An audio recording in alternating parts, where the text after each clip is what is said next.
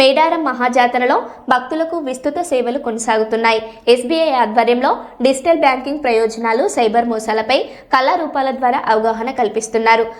మరోవైపు NSS, Lions club, Vasavi సేవా సంస్థ, రెడ్ క్రాస్ వంటి స్వచ్ఛంద సంస్థలు త్రాగునీరు, ఆహారం, మాస్కులు పంపిణీ చేస్తున్నారు. అతిథుల కోసం టెంటు సిటీ ప్రత్యేక ఆకర్షణగా నిలుస్తుండగా భక్తుల రద్దీని దృష్టిలో పెట్టుకుని అధికారులు అన్ని ఏర్పాట్లు పూర్తి చేశారు.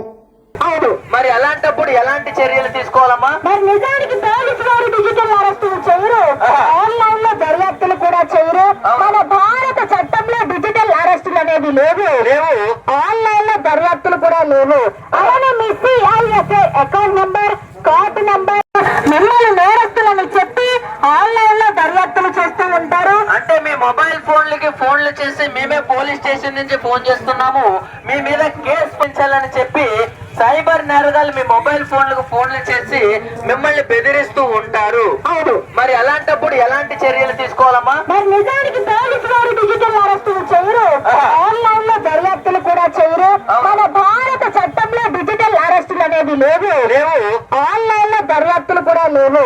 అలానే మీ సిఐఎస్ఏ అకౌంట్ నంబర్, కార్డు నంబర్